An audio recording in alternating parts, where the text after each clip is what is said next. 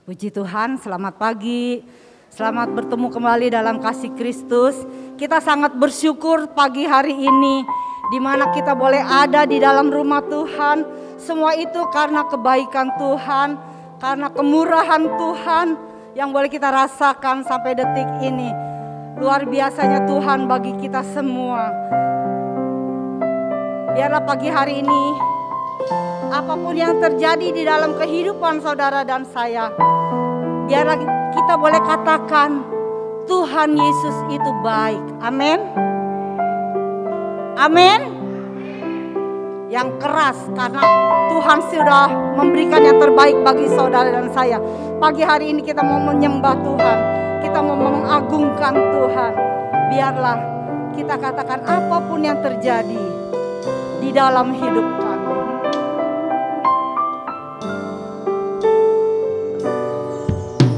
Apapun yang terjadi di dalam hidupku, selalu ku berkata Tuhan Yesus baik. Amin. Dalam segala hal yang terjadi, tetap ku berkata Tuhan Yesus baik. Apapun yang terjadi, apapun yang terjadi di dalam hidupku, selalu ku berkata Tuhan Yesus baik. Amin. Dalam segala hal yang terjadi, tetap ku berkata Tuhan Yesus baik. Kami menyembah-Mu, ku sembah Kau, ku sembah Kau. Tak dapat ku membalas kasih-Mu, ku sembah Kau, ku sembah Kau Bapa. Ku rindu selalu menyenangkan-Mu.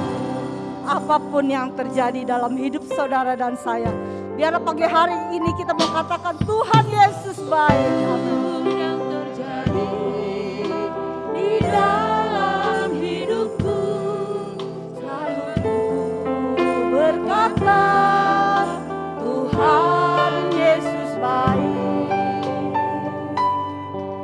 Dalam segala hal yang terjadi, tetap ku berkata Tuhan Yesus baik.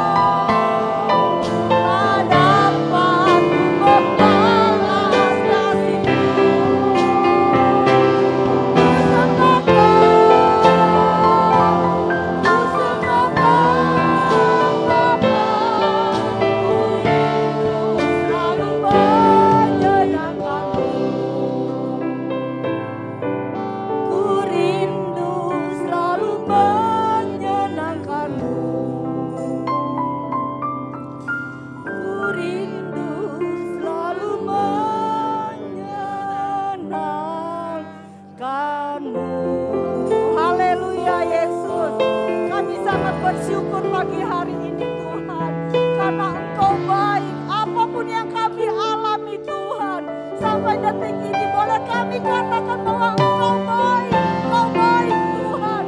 Terlalu baik buat kami semua Tuhan. Terima kasih. Kami tidak dapat membalas akan kebaikan-Mu Tuhan. Selain pujian dan penyembahan kami naik ke hadirat-Mu ya Tuhan. Amin. Haleluya, haleluya, haleluya. Glory bagimu Yesus. Glory bagimu Yesus. Kami sembah Engkau. Kami puji Engkau Tuhan. Terima kasih. Dan pujilah nama-Mu selama-lamanya. Dan pujilah Engkau selama-lamanya Tuhan. Terima kasih. Haleluya. Haleluya. Haleluya. Haleluya. Haleluya. Haleluya. Terima kasih. Terima kasih. Terima kasih. Terima kasih Tuhan. Terima kasih.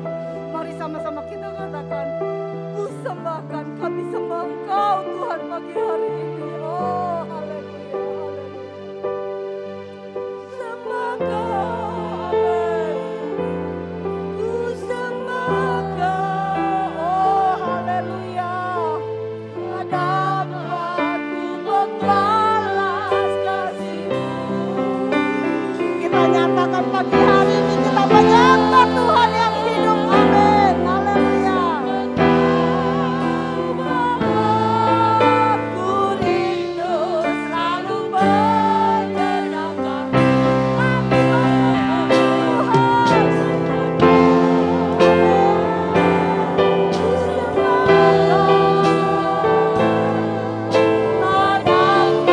Ku membalas kasih-Mu.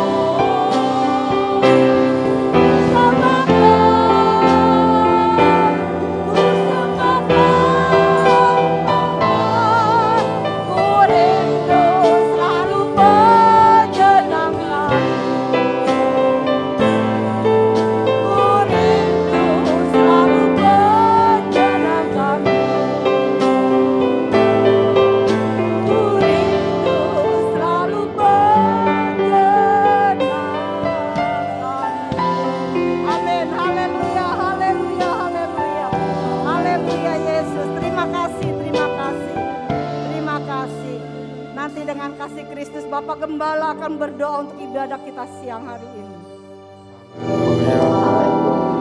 Kami memuliakan Tuhan, kami tinggikan, kami agungkan, naikkan puji dan syukur kami kepadamu. Terima kasih. Sebab Engkau adalah Allah yang baik, yang dapat kami rasakan kebaikan-Mu di sepanjang kehidupan kami. Sampai kepada saat ini kami boleh ada.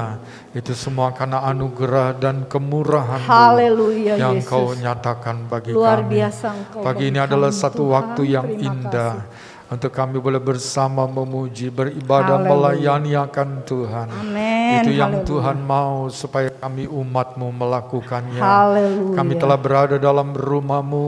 Biar Tuhan kuduskan dan layakkan kami. Supaya kehadiran kami boleh mendapatkan Puji tempat Tuhan. di hati-Mu. Dan kami percaya Engkau di tengah-tengah kami. Haleluya. Engkau melawati dan Engkau akan memberkati ibadah pagi hari ini. Haleluya. Kehadiran kami sungguh akan menikmati Amin, sukacita Yesus. yang daripada Tuhan. Kami doakan bagi umat-Mu yang Tuhan. masih dalam perjalanan, Engkau sertai mereka Haleluya. juga. Kami bersama-sama boleh memuji, mengagungkan Puji nama Tuhan. Tuhan. Terima Kami kasih, serahkan Tuhan. ibadah ini Urapi sepenuhnya kami ke dalam semua, tangan pimpinan-Mu. Haleluya. Biar Tuhan memimpin dari awal sampai kepada akhirnya. Haleluya, Urapilah Yesus. setiap pelayan dalam tugas mereka masing-masing. Haleluya. Untuk membangun iman kami. Lewat pelayanan kami boleh mengalami jamahan. Amin. Lawatan Haleluya. Tuhan menjadi bagian kami. Terima kasih Tuhan. Kami berdoa kalau ada pekerjaan Haleluya, kuasa roh kuasa jahat di gelap udara Tuhan, mau hancurkan mengganggu, ya Bapa. kami tolak dalam nama Yesus. Amin. Ada kebebasan dalam hati jiwa kami untuk Haleluya. memuji, mengagungkan nama-Mu. Terima kasih Tuhan, kami akan memulaikan ibadah pagi ini. Haleluya. Mengucap syukur dalam nama Tuhan Yesus Kristus. Haleluya. Haleluya. Amin. Silakan duduk. Puji Tuhan. Kita mau mengagungkan Tuhan pagi hari ini. Kita mau meninggikan nama Tuhan. Kalau kita pagi hari ini boleh merasa kebahagiaan yang Tuhan sudah berikan bagi kita semua. Saudara bahagia? Kalau bahagia, wajah-wajah sekalian yang ada ya, kita percaya bahwa suatu kebahagiaan yang Tuhan berikan beda dengan dunia yang Tuhan berikan. Biarlah pagi hari ini kita mau bersuka cita, kita mau mengagungkan Tuhan. Kita naikkan pujian hari ini.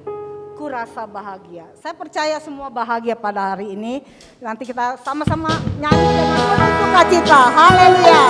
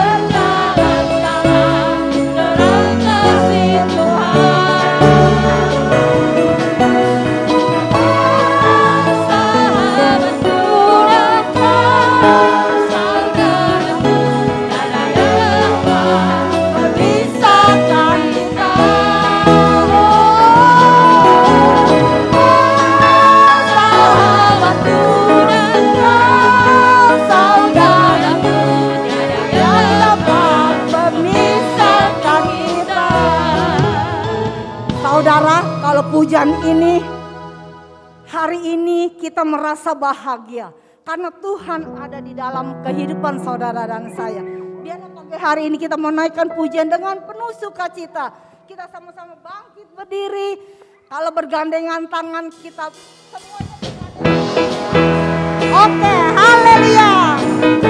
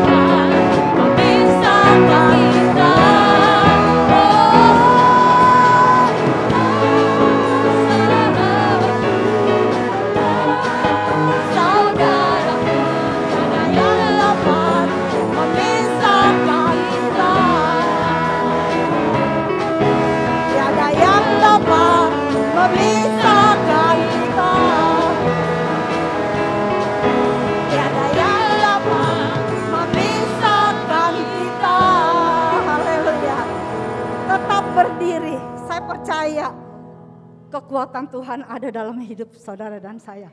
Kita tetap kuat, kita terus memuji Tuhan. Karena di dalam pujian ada kuasa. Amin. Amin. Haleluya. Amin. Haleluya. Glory. Haleluya.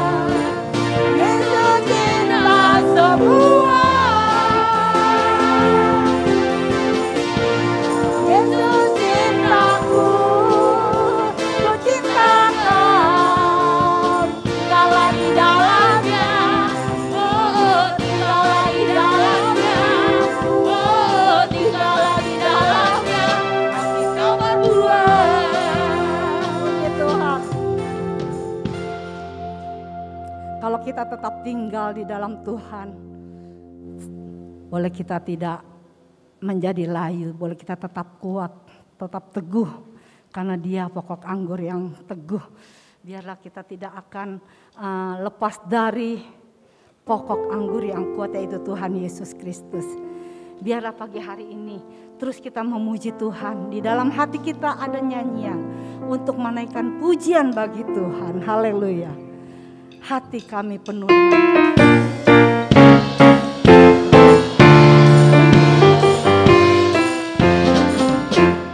hatiku penuh nyanyian, hatiku penuh nyanyian, hatiku bernyanyi untuk Raja segala raja. hatiku penuh nyanyian, hatiku penuh nyanyian, hatiku penuh nyanyian.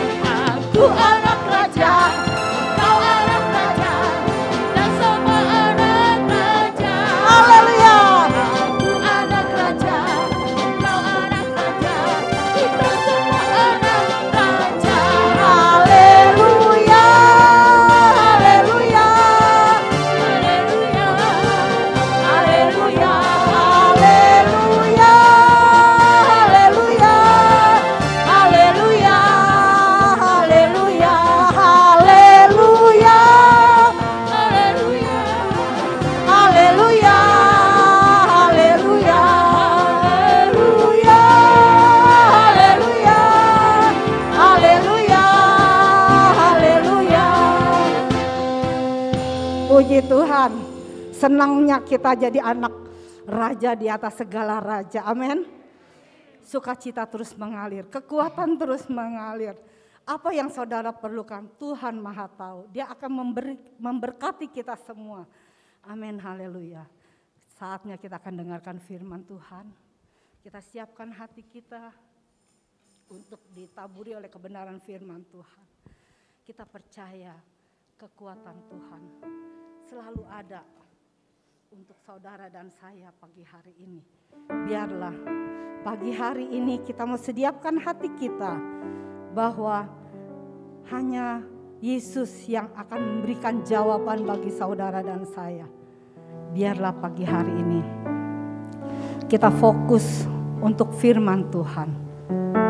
Kekuatan di hidupku hanya ku dapat di dalam Tuhan. Amin.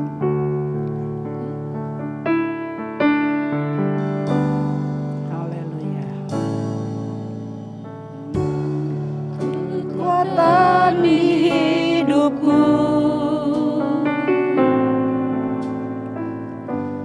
ku dapat di dalam-Mu. Amin. Haleluya. Kau teguhkan hatiku. Oh, haleluya. Tiada yang mustahil. Kekuatan di hidup kami Tuhan. Haleluya. Kekuatan di hidupku. Haleluya, haleluya. Ku dapat di dalam-Mu. Kau teguhkan hatiku. Tiada mustahil bagi Tuhan. Amin.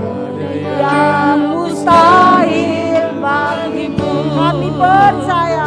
Aku percaya bukan karena melihat. Amin. Haleluya. Karena firman-Mu yang selalu digenapi di hidupku.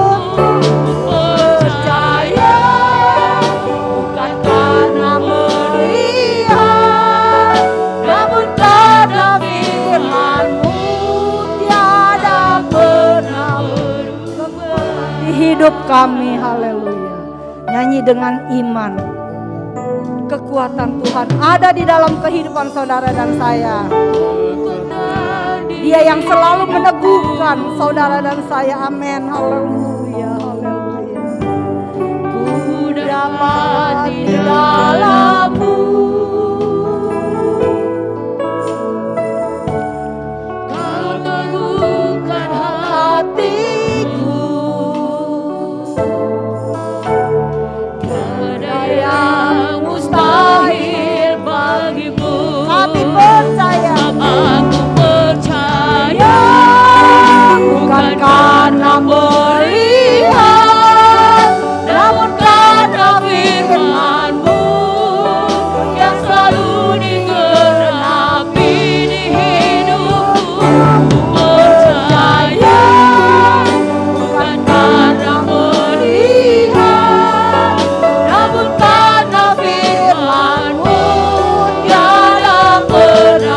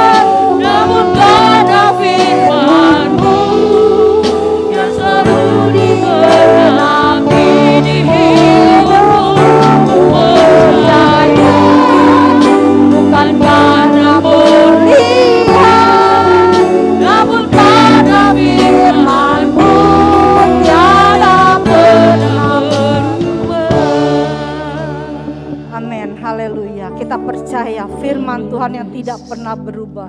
Firman Tuhan yang selalu digenapi dalam kehidupan kita semua pagi hari ini. Biarlah kita fokus akan kebenaran firman Tuhan. Biarlah hati kita boleh terus teguh. Dengan iman kita menerima firman yang daripada Tuhan. Karena kita percaya firman itu sangat berkuasa. Sangat besar kuasanya. Biarlah pagi hari ini apapun kedatangan saudara dan saya, kalau kita datang dengan iman, yang sakit disembuhkan, yang luka Tuhan bebat kembali, yang susah Tuhan hiburkan, yang menghadapi permasalahan Tuhan buka jalan. Diperlukan dengan iman. Iman timbul dari pendengaran. Pendengaran akan kebenaran firman Tuhan. Biarlah pagi hari ini kita boleh fokus. Kita sediakan hati kita. Jadikan hati kita, minta jadi tanah hati kita yang subur. Sehingga dari firman Tuhan ditaburkan. Boleh tertanam di dalam hati kita dan boleh berbuah-buah. Untuk kemuliaan nama Tuhan. Haleluya, haleluya. Kita naikkan pujian refnya saja. Kami percaya. Amin, haleluya. Oh, haleluya. Karena firman-Mu yang selalu digenapi di hidupku, ku percaya. Bukan karena melihat, namun karena firman-Mu tiada kami percaya.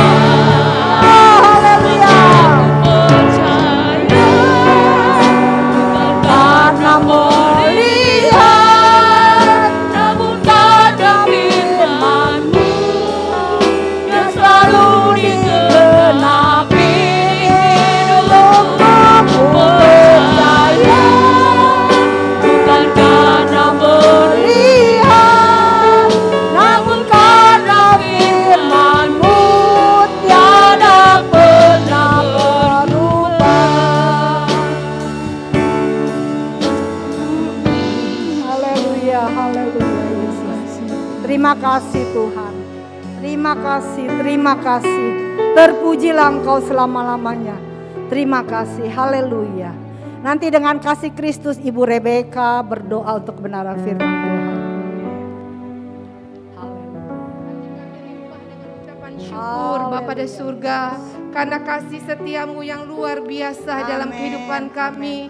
Karena kebaikan-Mu Tuhan yang selalu menyertai di sepanjang kehidupan kami. Kami sangat bersuka cita pagi hari ini. Hati kami penuh dengan kebahagiaan. Oleh sebab itu kami memuji Engkau. Kami bersorak-sorai bagi Engkau. Terima kasih Bapa dalam surga. Karena sukacita yang dari surga Engkau berikan buat kami pada pagi hari ini. Dan kiranya itu terus tinggal dalam hidup kami Tuhan. Terima kasih Bapa dalam surga. Terima kasih. Siang hari ini Tuhan kami siapkan hati kami sebagai tanah yang terbaik untuk menerima taburan firman-Mu. Karena kami percaya firman-Mu selalu digenapi dalam hidup kami. Karena kami percaya firman-Mu tidak pernah berubah Tuhan. Oleh sebab itu kami mau dengan firman-Mu dan kami mau berbuah Tuhan di dalam firman-Mu. Terima kasih Bapa dalam surga. Berkati urapi hamba-Mu Tuhan yang telah Engkau persiapkan untuk menyampaikan firman-Mu. Kiranya firman yang dibukakan merupakan rahasia yang Kau mau sampaikan kepada kami pada siang hari ini. Dan setiap firman yang disampaikan Tuhan menjadi kekuatan, menjadi rema buat kami untuk terus kami melangkah Tuhan dalam kehidupan ini.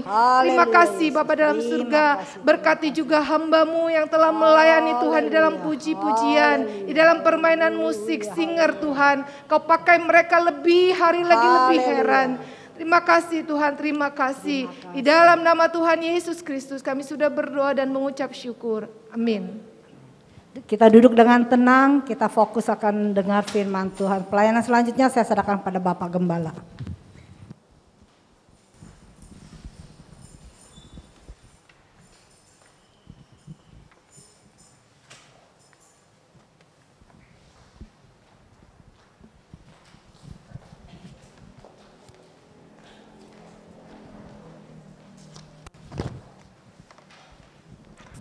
Puji Tuhan, saya mengucapkan selamat pagi, selamat kita beribadah kepada Tuhan pada pagi hari ini.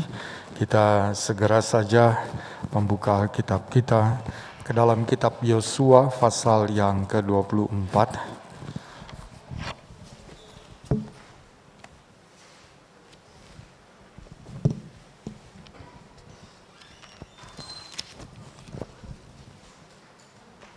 Yosua pasal yang ke-24. Ayat yang ke-23.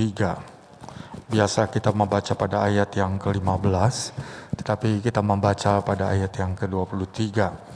Dan karena ini singkat, saya mengajak saudara untuk kita membaca bersama-sama. Yosua 24 ayat yang ke-23. 2, 3. Ia berkata, maka sekarang jauhkanlah Allah asing yang ada di tengah-tengah kamu, dan condongkanlah hatimu kepada Tuhan Allah Israel. Amin. Puji Tuhan, silakan duduk. Yosua adalah tokoh sekaligus pemimpin besar dari Israel yang berhasil membawa Israel masuk ke tanah perjanjian. Musa yang membawa keluar, tapi Yosua lah yang membawa Israel masuk ke tanah perjanjian.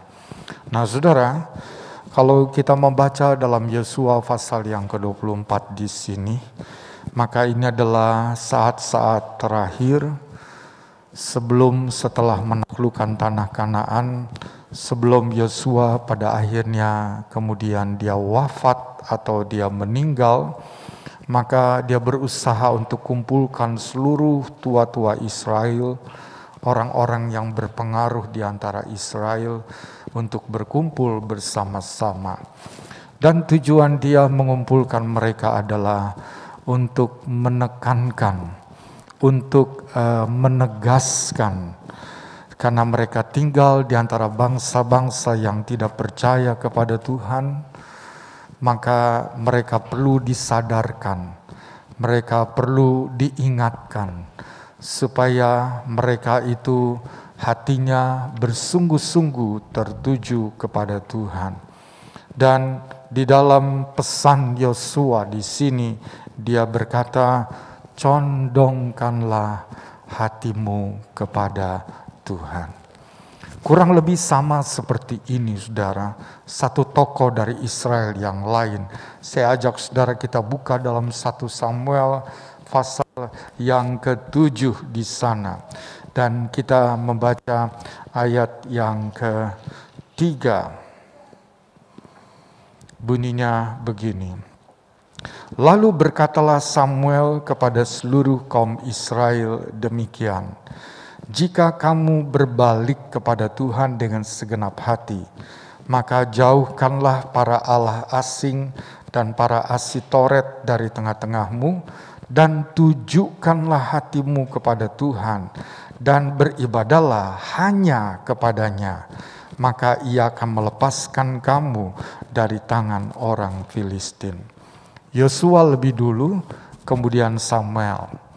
Jadi kepemimpinan bangsa Israel, pertama mereka dipimpin oleh Musa, dilanjutkan oleh Yosua. Setelah mereka bermukim atau menetap di tanah perjanjian itu, maka berlalulah satu waktu yang panjang. Tuhan mengangkat hakim-hakim untuk menjadi pemimpin di tengah-tengah bangsa Israel. Dan ternyata pesan dari Yosua yang lalu, yang kita baca sebelumnya, condongkanlah hatimu kepada Tuhan, itu tidak bisa dipegang teguh oleh Israel. Tidak bisa, saudara. Mereka terpengaruh dengan cara hidup bangsa-bangsa yang ada di sekelilingnya. Mereka seringkali berpaling daripada Tuhan, atau terjadi sebuah infiltrasi, penyusupan, yaitu mereka mencampurkan antara percaya kepada Tuhan dan juga mengikuti kepercayaan dari bangsa yang lain itu. Jadi dicampur aduk di situ. Mereka tidak sungguh-sungguh memberikan hati mereka kepada Tuhan. Maka Tuhan perlu mengangkat hakim-hakim. Ketika mereka melakukan itu, otomatis maka mereka mulai mengalami, karena ditinggalkan Tuhan, mereka dihancurkan oleh musuh-musuh mereka. Tuhan tidak lagi melindungi mereka. Tuhan tidak lagi bersama dengan mereka karena mereka meninggalkan Tuhan. Mereka berpaling kepada yang lain. Maka mereka mulai mengalami sulit dan penderitaannya hidup itu. Lalu mereka menjerit kepada Tuhan. Itu di kitab Hakim-Hakim. Maka Tuhan pun mengangkat hakim-hakim. Dan hakim-hakim inilah yang dijadikan pemimpin di tengah mereka. Hakim-hakim inilah yang memimpin Israel menghadapi musuh-musuh dan sekaligus menyadarkan mereka bahwa Tuhanlah yang harus mereka kembali kepadanya. Dan hakim yang terakhir, pemimpin Israel setelah hakim baru raja, saudara, yang terakhir adalah Samuel. Dan Samuel itu juga merupakan seorang nabi. Kita mengetahui sejarah hidupnya dimulai dari 1 Samuel 1. Dia adalah seorang anak yang diminta oleh mamanya. Karena waktu itu Hana dia mandul. Dan Tuhan memberikan Samuel. Dan sesuai dengan nazar dari ibunya, aku akan menyerahkan anak ini untuk tinggal di bait Allah. Dan biarlah dia di sana. Dia kupersembahkan kepada Tuhan. Dan saudara, Samuel bertumbuh. Dia bukan bertumbuh di lingkungan yang baik. Karena keluarga dari hamba Tuhan itu atau Imam Eli itu adalah keluarga yang rusak anak-anaknya. Namun Samuel adalah seorang yang sangat luar biasa. Di tengah kondisi seperti itu, dia tidak ikut-ikutan. Dia tidak hanya terseret kepada perbuatan yang rusak itu, tapi dia melakukan pekerjaan tanggung jawabnya dalam rumah Tuhan dengan baik. Dan terus menjaga hidupnya. Sehingga Allah berkenan dan mengangkat dia menjadi hakim. Dan dia menjadi pemimpin sekaligus menjadi seorang nabi. Kalau kita baca di fase-fase sebelumnya, maka tidak ada firman yang dibiarkan gugur oleh Samuel untuk disampaikan pada umat Allah, supaya umat Allah Israel bisa tahu isi hati Tuhan. Nah, sampai kepada bagian ini, saudara, Israel itu sebenarnya sudah takluk kepada Filistin. Dan barulah Samuel datang di sini. Setelah orang-orang Israel, pemimpin-pemimpinnya diwakili oleh pemimpinnya berkumpul, maka lagi-lagi pesan yang sama yang pernah disampaikan oleh Yosua disampaikan juga oleh Samuel di sini. Kalau engkau ingin kembali kepada Tuhan, maka tujukan hatimu sepenuhnya hanya kepada Dia saja. Perhatikan kata-kata ini. Condongkan hatimu, tujukan hatimu. Hati adalah satu hal yang paling penting dalam hidup kita. Saya pernah menyampaikan, tetapi saya ingin mengulangi lagi. Dalam hati itu ada 4 hal ini. Pertama, ada perasaan. Perasaan hati. Yang kedua, dalam hati ada keinginan atau will. Dan yang ketiga, dalam hati ada pikiran atau mind atau think. Dan yang keempat, ada sense, ada pertimbangan atau ada kepekaan. Lain sensitif dan pertimbangan, kepekaan, saudara, beda. Kalau sensitif lebih cenderung kepada hal-hal yang negatif. Tapi kalau kepekaan itu lebih kepada hal-hal yang positif. Jadi dalam hati itu ada pertimbangan atau disebut sense atau kepekaan. Menimbang benar dan salahnya sesuatu. Jadi dalam hati ini ada 4 hal ini. Yaitu perasaan, keinginan, pikiran, dan pertimbangan. Nah, perhatikan. Kalau 2 yang pertama ini mengendalikan 2 yang terakhir. Apa yang pertama tadi? Perasaan dan keinginan. Mengendalikan pikiran dan pertimbangan. Maka saudara, akan terjadilah bahwa hidup orang itu, nah saya ingin menjelaskan dulu begini. Keinginan manusia yang sudah jatuh dalam dosa, itu dipenuhi dengan nafsu. Hawa nafsu di sana. Jadi keinginan yang penuh dengan hawa nafsu ini, coba bayangkan, dia mengendalikan pikiran dan pertimbangan. Kemudian perasaan manusia yang telah jatuh dalam dosa adalah perasaan yang selalu berpusat kepada dirinya sendiri. Bukan kepada penundukan kepada kehendak Allah, tidak. Tapi kepada kepentingan dan kepada kesenangan diri sendiri. Kalau ini saya rasa enak, biarin, gak peduli. Saya mau lakukan yang seperti ini. Itu tidak ada penundukan diri. Tidak ada obedience kepada Tuhan itu. Jadi kita harus lihat di sini saudara, dua hal. Yang pertama ini nih, keinginan kita ini sudah jatuh dalam dosa. Maka keinginan ini dipenuhi dengan nafsu yang membawa manusia kepada dosa. Perasaan itu selalu berpusat kepada diri sendiri. Dan perasaan yang mementingkan diri sendiri itu bertentangan dengan kehendak Tuhan. Nah, kalau dua ini yang memimpin, yaitu perasaan dan keinginan itu mengendalikan pikiran dan pertimbangan, nah kita sudah mengerti itu. Karena hati adalah pusat dari kehidupan manusia. Dia pasti akan memilih langkah-langkah yang berdosa. Dia akan pasti memilih hal-hal yang bertentangan dengan kebenarannya Allah. Dan dia tidak dapat tunduk dan melakukan apa yang firman Tuhan katakan, nyatakan kepada dirinya. Tapi sebaliknya, kalau dua yang terakhir itu yang memimpin, pikiran dan kemudian pertimbangan. Yang dimaksud di sini, pikiran yang telah disucikan, pikiran yang telah dikuduskan oleh kebenaran Tuhan, dan pertimbangan yang diterangi oleh cahaya sorga. Nah, kalau dua ini yang memimpin dan menundukkan keinginan dan perasaan, maka manusia akan berkemenangan hidupnya dalam iman ketika dia melangkah tiap-tiap hari. Karena setiap hari kita akan selalu berhadapan dengan hal ini.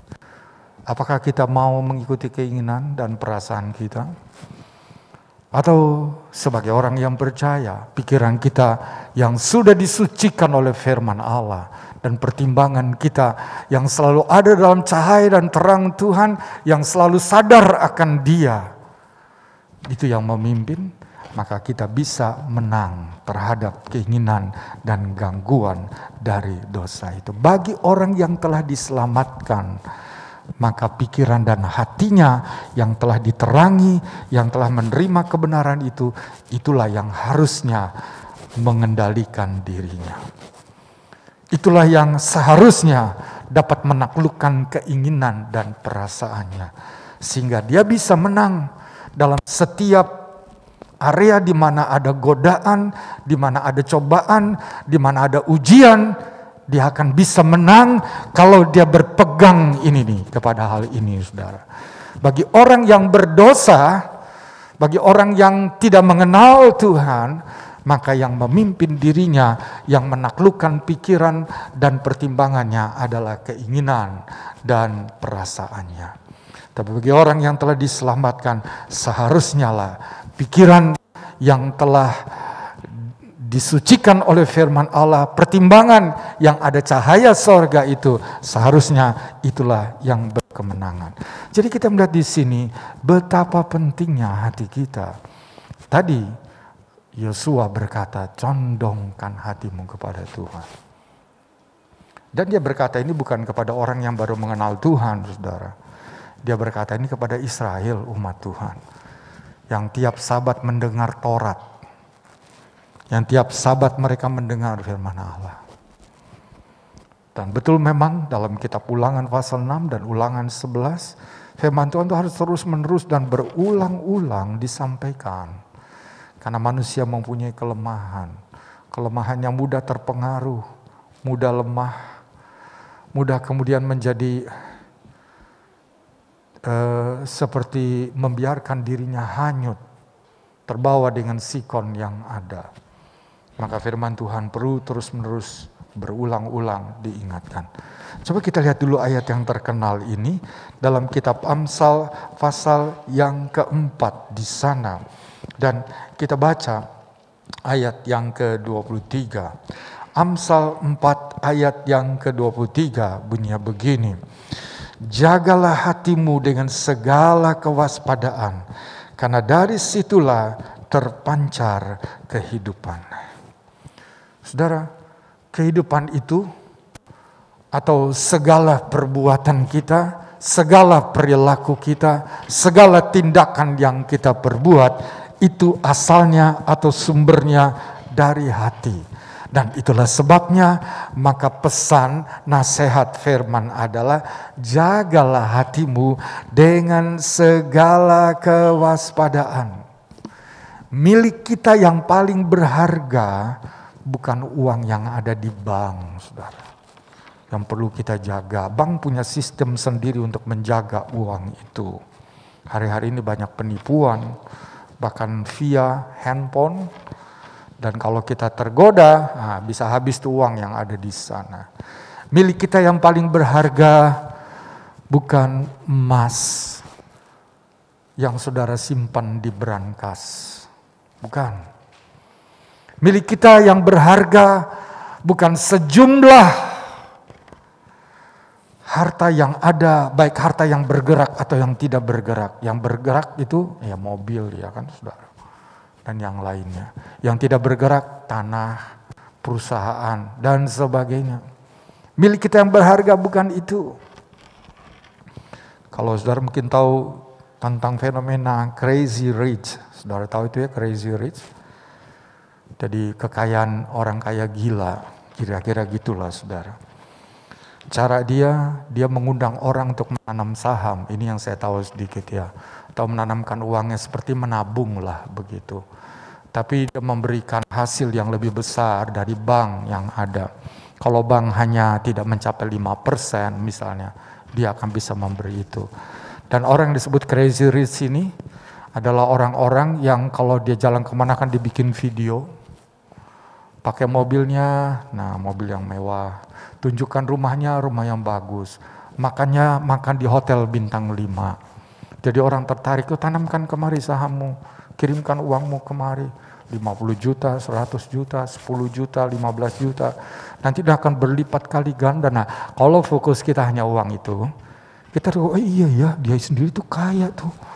Wah kalau kita sana betul tuh, dia akan tunjukkan saudara. Lihatlah saya bisa kaya begini punya rumah, tapi rumah sendiri atau enggak tahu, bukan pembohong ya saudara. Crazy rich tadi. Punya mobil sendiri atau enggak. Sebab yang saya dengar bahwa orang yang sungguh-sungguh kaya tidak menunjukkan dirinya harus sebagai seorang kaya, tidak. Tidak, saudara. Itu yang kita lihat. Nah, saudara, jadi dia menunjukkan begitu supaya orang, iya ya, aku juga mau deh. Aku nanti bisa pakaiannya kayak begitu tuh. Pakaian yang dipakainya sekian puluh juta harganya. Punya mobil seperti itu, Rolls Royce misalnya, saudara. Punya rumah seperti itu.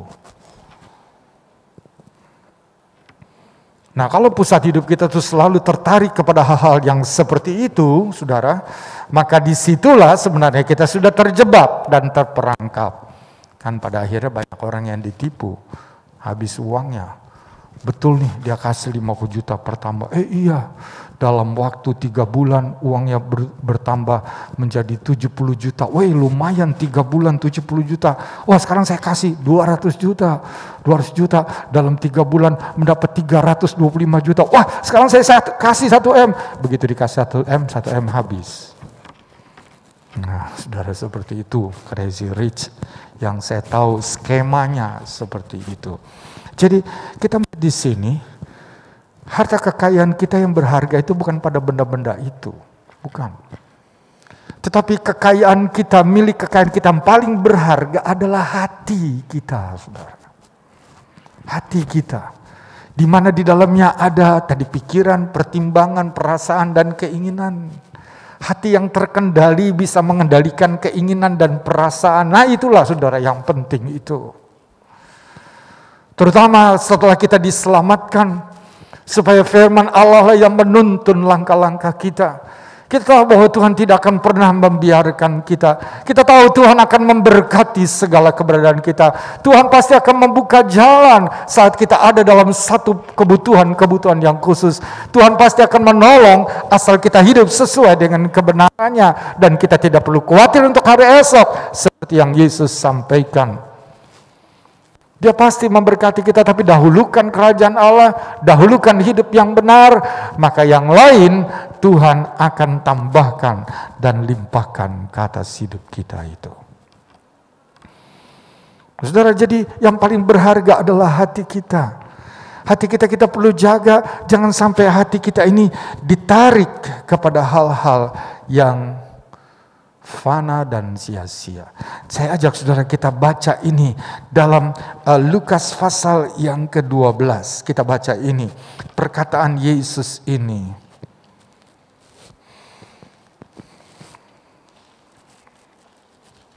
Lukas pasal yang ke-12, ayat yang ke-34.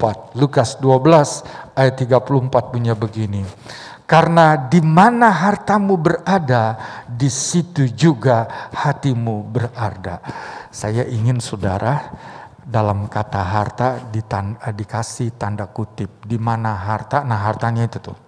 Di situ hatimu berada. Jadi harta itu menjadi magnet. Saudara tahu magnet? Nah kalau ini ada besi. Ini saya punya besi, besinya magnet. Saya taruh di sini, maka besi yang di sini itu ketarik, nempel. Nah, harta itu bagaikan magnet yang menarik kita untuk nempel, melekat. Nah, saudara, sekarang harta itu dalam tanda kutip. Apa yang menjadi harta kita?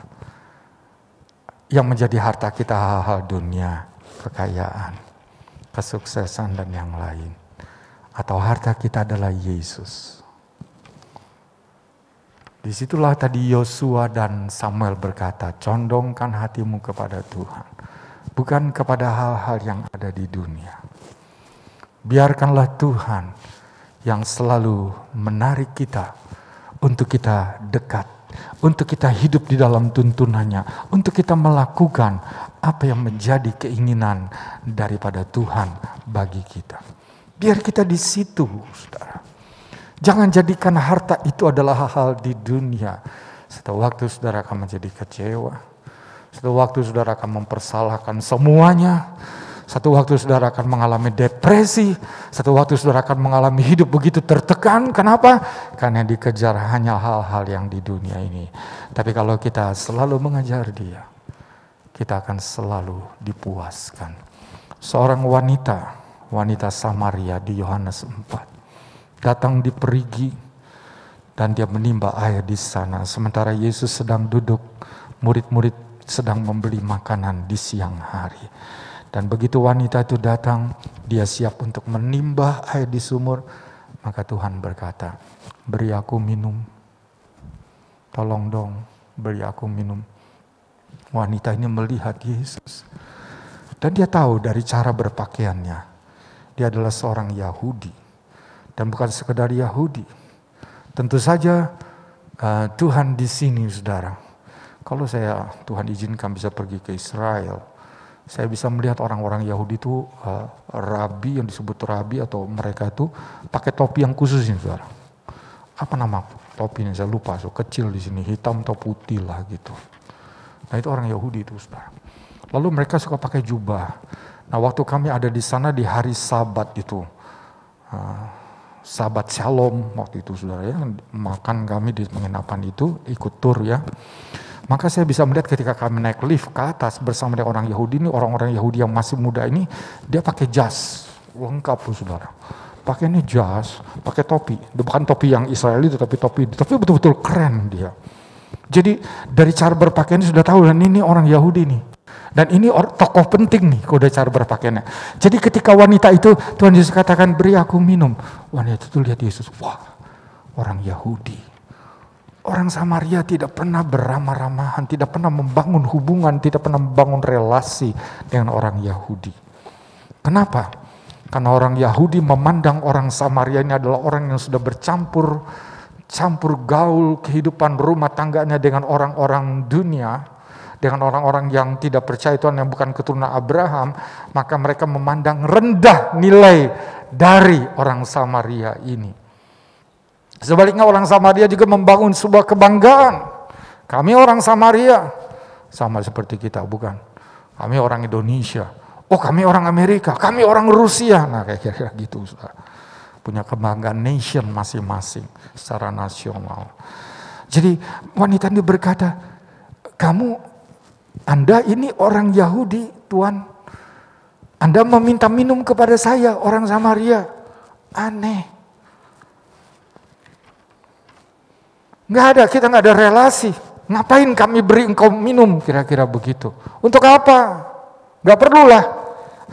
Kalau bahasa kasarnya. Tapi dia cukup berkata begitu. Engkau orang Yahudi.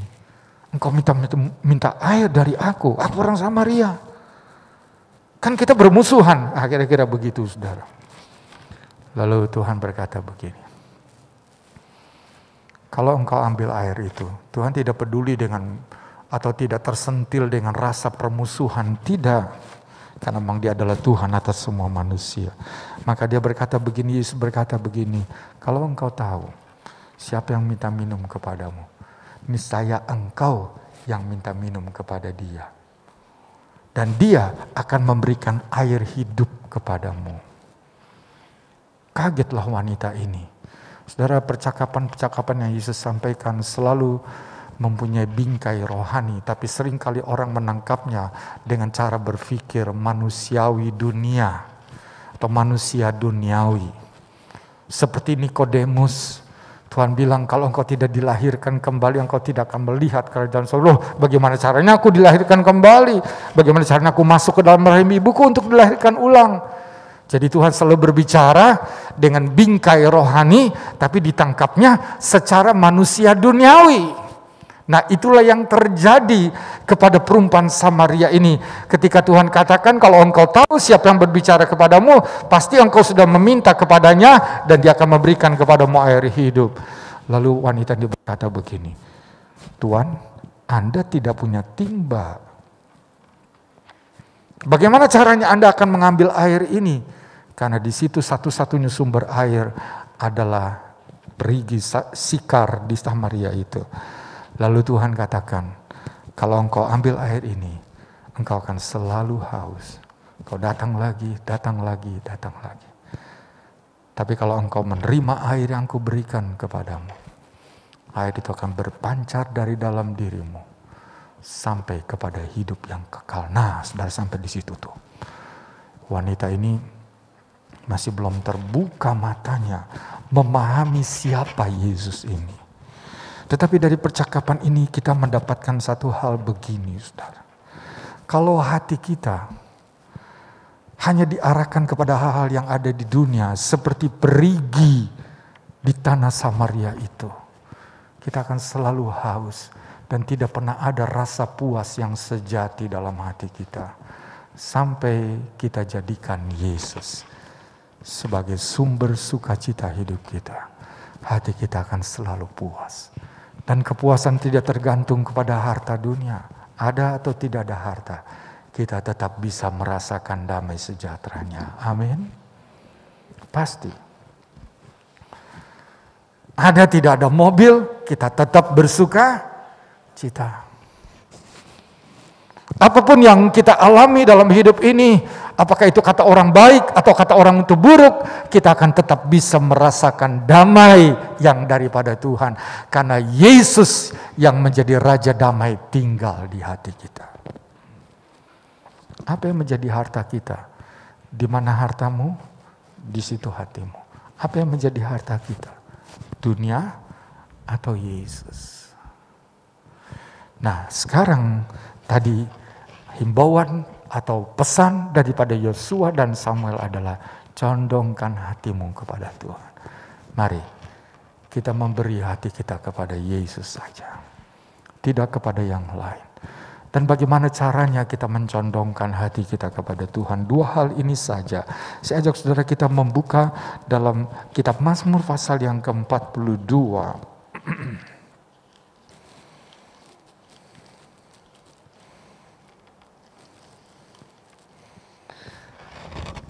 Ayat yang kedua dan ayat yang ketiga. Mazmur 42 ayat 2 dan 3 bunyinya demikian. Seperti rusa yang merindukan sungai yang berair, demikianlah jiwaku merindukan Engkau ya Allah. Jiwaku haus kepada Allah, kepada Allah yang hidup? Bilakah aku boleh datang melihat Allah? Nah, sudah perhatikan di sini. Yang pertama, untuk kita bisa condongkan hati kita kepada Tuhan, milikilah rasa haus akan Tuhan. Saudara mempunyai satu kebiasaan berdoa, saudara mempunyai kebiasaan untuk baca firman, saudara mempunyai satu kebiasaan untuk beribadah, dan bukan hanya ibadah seperti hari Minggu, tapi juga ada ibadah-ibadah lain bukan di hari-hari biasa. Saudara mempunyai kebiasaan itu, kemudian satu waktu saudara tidak hadir dalam momen itu. Apa yang saudara rasakan? Kita mempunyai kebiasaan untuk berdoa di pagi hari. Ini kebiasaan-kebiasaan yang baik. Untuk menyembah Dia, haleluya. Kita mempunyai kebiasaan untuk memuji Tuhan di kesempatan-kesempatan di mana ada waktu bagi kita untuk memuji Tuhan dan kita memuji Dia. Engkau sungai kehidupanku yang mengalir segarkan jiwaku. Kita menyanyi begitu. Teman itu teman dua, saudara ya. Saya juga heran dengan yang dokter ini, STT Baptis ini, hebat ini saudara. Heran dia mau kebaktian. Pada semua anak didiknya dari gereja-gereja besar, tapi dia mau kebaktian di Pentekosta, heran juga saya itu. Dia ikutin rupanya ibadah kita lewat YouTube itu saudara ya. Dan memang ketika anak buahnya itu tunangan di Palmera, saya yang pimpin. Dan dia sorot saudara pakai Zoom, mereka tuh bikin dari STT itu untuk lihat gitu. Ini sebagai kepedulian dia karena dia anak didiknya. Ini hebat saudara. Dan di sana Inggrisnya harus, STT itu Inggrisnya harus nggak boleh kurang dari sekian. Bahasanya banyak bahasa Inggris saudara. Dia memang dosen lulusan Amerika, bukan hanya satu dokter, tapi berapa dokter di situ. Nah saudara, ini kedua teman saya ini yang dari daerah Sulawesi Selatan dan dari Riau, Sumatera. Sampai di rumah saya jemput mereka, bisa saya mubes. Di rumah udah siang, saya tanya dulu mereka, mau minum es teler nggak? Kan ini orang daerah saudara. Jadi saya ajak, kan mubes di situ tuh, di Hotel Grand Mercure. Nah saya ajak ke Pademangan makan es teler di sini. Siapa yang tahu es teler di sini enak di situ kan saudara? Di dekat sekolah Santo Lukas di situ. Jadi saya ajak ke situ. Mau nggak? Mau dong Bu Yahya. Oke, kita makan. Masih mau makan lagi. Oh ternyata mereka belum makan. Waduh saya kasihan. Saya kira kamu udah makan Doto. Belum, tadi belum sempatnya. Oke deh, kita makan dulu di mana. Mereka makan sebentar, saya sudah makan. Saya kira udah dikasih makan saudara siang itu. Ternyata memang acaranya padat mubes itu. Jadi saya sampai di rumah kira-kira agak sore. Istirahat sedikit, ngobrol, cerita tentang pelayanan dan sebagainya. Sampai kepada sore dan hampir menjelang malam, saya ambil gitar yang ada di situ, saya mulai nyanyi memuji Tuhan. Ini William yang ada di sana, saudara. Ketika saya nyanyi dia angkat tangan, haleluya, dia menyembah Tuhan. Kemudian datang sama tambun itu dari kamar masuk lagi, oh haleluya. Jadi kami menyembah Tuhan, gitu sama-sama. Pagi saya ketok kamar mereka, yuk ini jam 5 kurang, kita doa sama-sama. Ada satu rasa haus. Dan jangan sampai rasa haus itu hilang. Kalau kita tahu bahwa doa itu bermanfaat, menyembah Tuhan, bersekutu dengan Tuhan itu bermanfaat, dan kita memiliki rasa haus ke sana, jangan sampai hilang itu dari hidup kita, saudara. Itu kita sedang mencondongkan hati kita kepada Tuhan. Kita sedang memberi waktu kita yang terbaik bagi Dia. Dan itu akan memberikan sebuah kesan yang luar biasa ketika Maryam dan Marta di rumah mereka. Marta melayani dengan segala kemampuan memasaknya, karunia yang ada padanya. Tetapi Maryam dia duduk di kaki Yesus. Marta tentu saja marah-marah. Kenapa saudaraku ini tidak bantu? Maka dia protes kepada Tuhan, suruh dong tuh. Suruh saudaraku itu bantulah Tuhan. Lalu Yesus berkata, Marta, kamu itu terlalu sibuk dengan banyak hal. Dan terlalu khawatir karena kesibukan itu.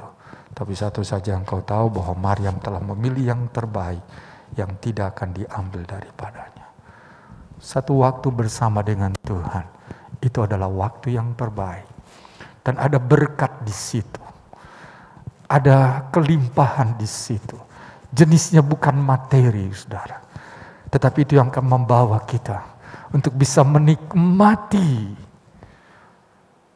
akan hadirat Tuhan dan membuat kita tenggelam di dalam kebenarannya. Itu yang akan menuntun langkah-langkah kita ke depan ketika kita menghadapi berbagai tantangan dan sikon yang tidak enak.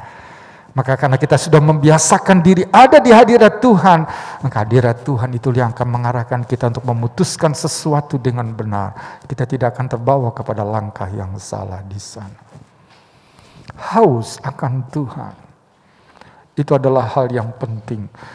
Banyak orang yang menggantikan haus kepada Tuhan, digantikan dengan haus kepada hiburan dari dunia.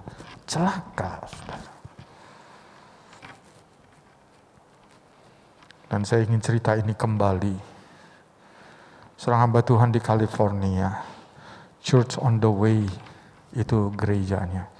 Jemaatnya puluhan ribu orang. Dan dia pernah memimpin yang dimana GPDI ini bergabung di situ, ya saudara. Nah, Church Four Square, jadi Injil 4 segi kira-kira gitu, karena Injil ada 4. Dan ini memang aliran Pentakosta di situ. Namanya Jack Hayford, sekarang sudah tua sekali, saya nggak tahu dia masih hidup tahun 80 tahun kira-kira. Dia menceritakan pengalaman pribadinya sebagai pelayan Tuhan. Dia mengambil waktu di pagi hari untuk sedikit berolahraga, main basket dan jalan, saudara. Dan dia pernah duduk di kampus karena dia juga mengajar. Dia duduk di tangga, belum ada murid-murid, berjemur di bawah matahari. Dia mulai memandang ke depan. Dan orangnya betul-betul teranglah pikirannya, saudara. Ini diceritakan dalam kesaksian dia. Ada satu waktu dia bangun jam 4 pagi. Terlalu pagi. Masih gelap. Dan masih dingin di pagi itu. Lalu karena dia sudah terbangun dan dia tidak merasa mengantuk, maka dia keluar dari kamarnya dan dia pergi turun ke bawah. Ada satu ruang di mana di situ dia biasa berdiam diri untuk mempersiapkan diri melayani.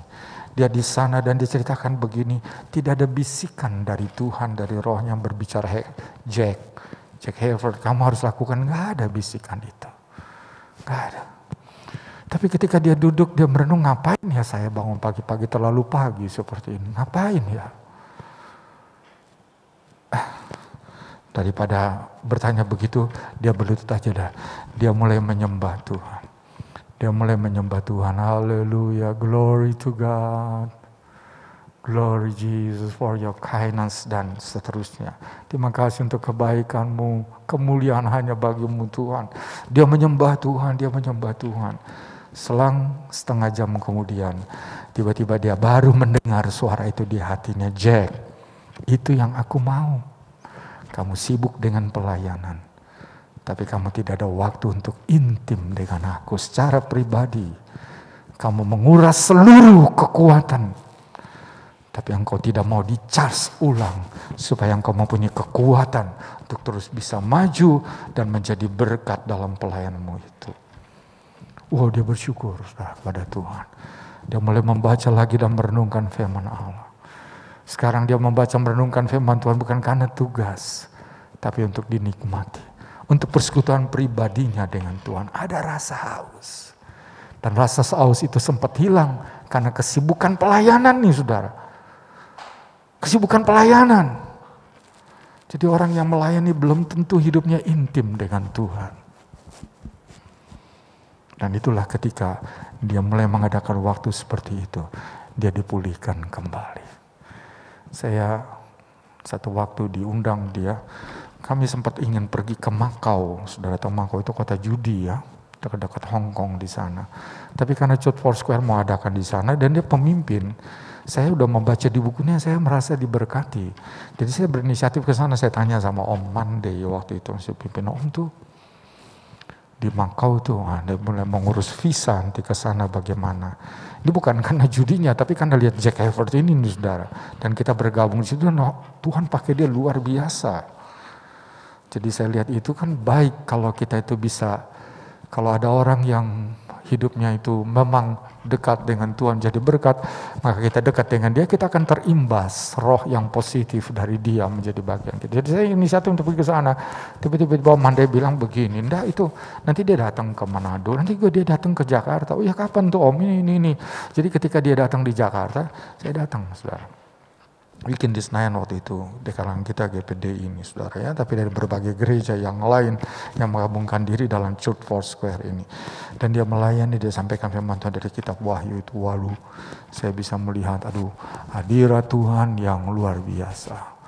Dan Tuhan lawat kami di sana. Mengapa? Karena dia intim dengan Tuhan. Dan dia bagikan itu dalam pelayanannya. Selesai waktu sesi untuk berhenti, ada sejenak rehat, saya datang, "Jack," saya bilang, "Pastor Jack, wow, we thank you to meet you today." Wah, oh, glory ya, gitu saudara. Ngomong sedikit lah, Inggrisnya patah-patah. Jadi bisa bicara, saya senang sekali gitu dengan dia, saudara. Nah, inilah rasa haus. Kalau kita dekat dengan orang yang memiliki rasa haus kepada Tuhan, kita pun akan terinspirasi, kita akan terdorong bersama-sama. Tapi kalau saudara dekat dengan orang yang cinta dunia, maka saudara akan terbawa ke sana. Kalau kita bergaul dengan lingkungan orang yang narkoba, hati-hati saudara. Kita akan terbawa ke sana. Tapi kalau kita ada dalam lingkungan orang-orang yang hidupnya dekat dan mengasihi Tuhan, kita pun juga akan terbawa ke situ. Dan itulah hati kita akan selalu dicondongkan. Karena hati kita akan selalu dibangkitkan rasa haus untuk selalu intim dengan Tuhan.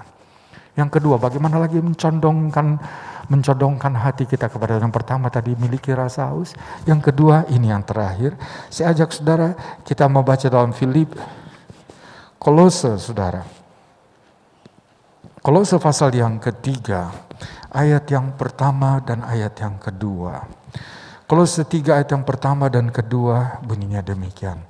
"Karena itu, kalau kamu dibangkitkan bersama dengan Kristus, carilah perkara yang di atas, di mana Kristus ada, duduk di sebelah kanan Allah. Pikirkanlah perkara yang di atas, bukan yang di bumi." Nah, sekarang saudara, yang berikut adalah bagaimana caranya kita mencondongkan hati kita, dan salah satu dari hati itu, isi hati itu adalah pikiran kita. Maka di sini dikatakan, pikirkanlah atau arahkanlah pikiran kita itu kepada perkara-perkara yang dari atas, yang berasal dari Tuhan. Misalnya kita ingin melakukan sesuatu, kalau saya melakukan seperti ini, apakah Tuhan berkenan?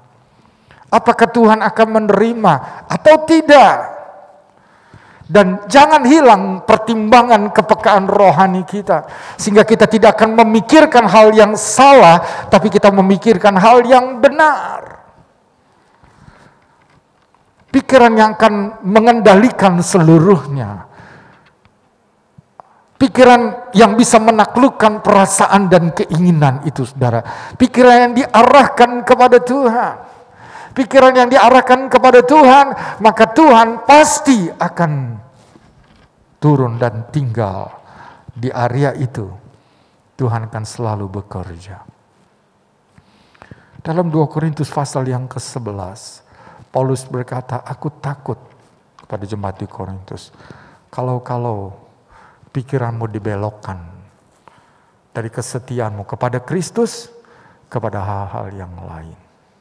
Nah, seperti itu. Sama seperti Hawa yang dibelokkan pikirannya oleh si ular. Ular katakan, "Ih, buah ini bagus. Coba lihat. Allah takut kalau engkau ambil, engkau akan jadi sama seperti dia. Makanya engkau dilarang, dicegah." Itu yang masuk menghujani dia. Informasi yang kita terima, apa yang kita dapatkan di pikiran kita, saudara, itu akan mengendalikan diri kita. Saya senang satu kali saya jalan pagi dan makan soto ayam di jalan. Nah itu saya, saudara ya. Ada soto ayam yang enak kebetulan yang jual di situ, dia orang kita dari Jawa. Jadi saya makan di situ dan itu daerah yang cukup elit. Dan ternyata ada seorang bapak yang sudah makan dulu di sana. Dan yang tukang soto ini, Mas ini, dia punya anak sedang bermain dengan anak-anak yang lain di situ. Lalu bapak ini bilang, anakmu ya gini ya. Dilihat kayak itu, tuh liatin. Nah, terus dia jelaskan, saudara. Dia bicara dengan tukang soto ini yang makan di situ, saya makan di sebelah sini jauh. Saya dengar percakapan mereka. Kamu tahu nggak? Saya tuh akan tertibkan anak saya tidak akan selalu pegang handphone. Gini akibatnya. Dan baru saya nimbrung, saya katakan benar. Karena dalam psikologi, ada yang namanya sebagai frontal cortex. Saudara nggak tahu frontal cortex, otak di bagian depan ini. Yang menyimpan memori, yang ada pertimbangan dan sebagainya, otak bagian depan ini. Kalau itu dipenuhi dengan informasi dari handphone, informasinya apa nih saudara? Kalau porno, akan rusak dia dengan pornografi. Kalau kebebasan dan kekerasan, dia juga akan rusak dengan hal itu. Dan saya setuju ketika Bapak itu kata benar tuh Pak. Jadi kami ngobrol di situ. Dia dari seberang, bukan orang Kristen, bukan.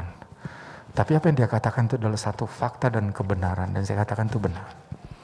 Saudara, apa yang kita biarkan untuk mengisi pikiran kita? Saudara ada di sini untuk beribadah, saudara mendengar firman Tuhan, saudara diajak memuji, menyembah Tuhan, maka yang mengisi saudara adalah hadirat Tuhan. Dan kita dibawa pikiran kita untuk selalu memikirkan Dia, hidup berkenan. Tapi kalau saudara ada di tempat yang lain, bergaul dengan handphone saudara. Arahan firman Tuhan, pikirkan yang di atas. Beri waktu kita lebih banyak. Dan harus mempunyai sebuah filter selektif. Dengan ibu gembala senior kemarin. Ya ini gini, ada tamu gini. Iya mah, saya selalu selektif. Tidak sembarangan orang untuk bisa melayani, tidak. Saya akan lihat dulu. Saya kenal dulu. Kalau dua teman saya itu saya kenal betul. Bagus dia. Seorang yang bertahan.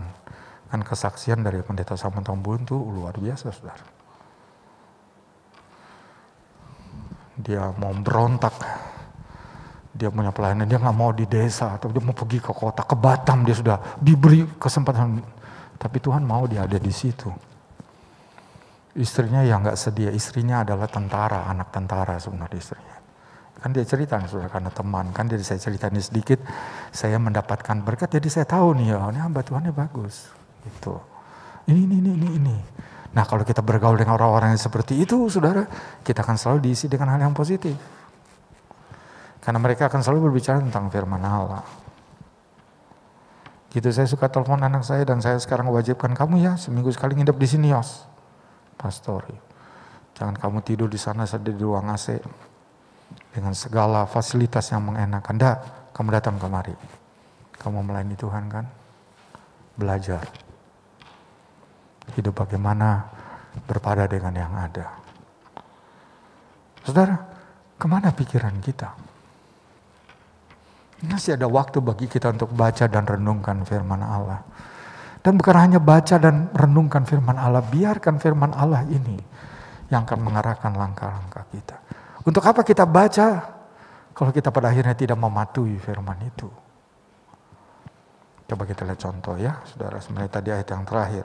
Dalam Yohanes pasal yang kelima, ini yang Yesus temukan pada orang-orang Yahudi di masa dia melayani.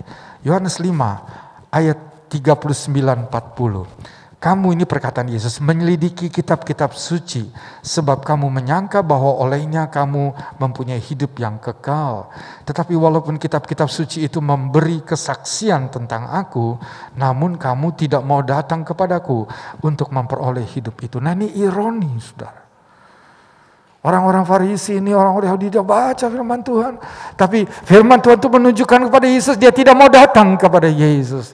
Dia tidak mau memberikan dirinya untuk dijamah dan dilawat oleh Tuhan. Sebaliknya malah dia menyalibkan Tuhan. Jadi kalau kita baca, kita renungkan firman Tuhan, bukan sekedar itu kita dianggap bagaimana, tetapi yang paling penting adalah kita melakukan firman itu. Kita tahu firman. Kita tahu firman Tuhan yang menuntun kita di jalan yang bagaimana. Ikutilah. dan berjalanlah ke sana. Hidup kita berkenan. Jadi beri waktu kita. Dan biarkan rongga dalam pikiran kita diisi dengan kebenaran firman-Nya. Karena itu yang akan membawa kita menjadi selaras dengan Tuhan. Sama seperti pesan Yosua dan Samuel, maka pesan firman Tuhan siang hari ini. Mari kita condongkan hati kita. Kita arahkan seperti tadi Ibu Sally, fokuskan hati kita kepada Tuhan. Pikiran, pertimbangan, biar keinginan dan perasaan kita pun disucikan oleh firman Allah. Sehingga kita tidak akan berpusat kepada diri kita, kepada ego kita. Dan kita tidak akan lagi dikendalikan dengan nafsu kita. Tapi lewat kita bersekutu dengan Dia. Ada rasa haus kita. Dan kita biarkan pikiran kita diisi dengan kebenaran firman-Nya. Kita akan selalu berjalan di jalan yang benar. Dan kalau kita lakukan apa yang menjadi kehendak Tuhan, Tuhan tidak akan pernah berhutang. Janji berkat-Nya pasti dicurahkan atas kita. Kita diberkati dalam segala hal. Dan Tuhan berkenan atas hidup kita. Saya mau undang pemusik untuk maju ke depan. Kita naikkan pujian, Kau tahu hatiku Tuhan. Kau tahu mimpiku. Kau tahu keberadaanku di tangan-Mu Tuhan. Biar itulah yang kita pilih, yang kita putuskan. Untuk selalu mencondongkan hati kita kepada Dia, kepada Tuhan. Bukan kepada hal-hal di dunia ini. Dan bukan diseret, disedot, ditarik oleh keinginan nafsu daging. Atau dengan perasaan yang bersifat ego mementingkan diri sendiri. Atau mencari kesenangan hanya untuk diri sendiri. Tapi kita sedia untuk hidup sesuai dengan kehendak Tuhan itu. Nah, biarlah berkat Tuhan boleh curahkan bagi kita. Kita naikkan pujian ini. Kau tahu hati. Kau tahu hatiku Tuhan. Kau tahu rinduku Tuhan. Kau tahu harapku. Kau tahu mimpiku di tangan-Mu Tuhan.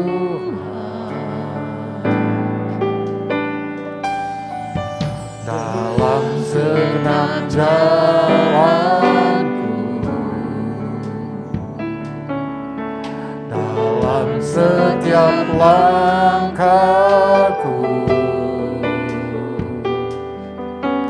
hanya Kau Tuhan yang ku andalkan menghadapi semua. Kau tahu hatiku Tuhan.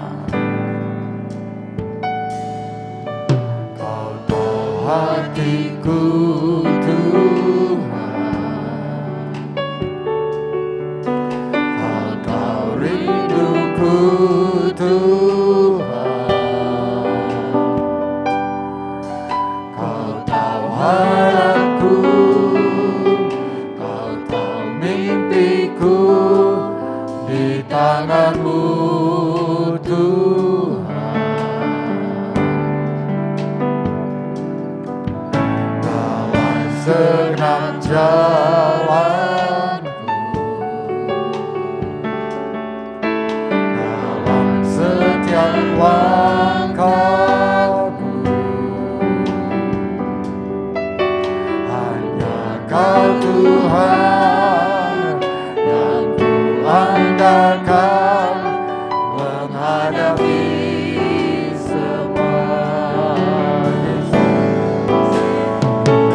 Yesus, Kau anugerah terindah dalam hidupku. Kau sungguh berarti di setiap jalanku. Anugerah-Mu selalu memesonaku. Yesus, Kau terbaik. Yesus, Kau termanis di dalam hidupku.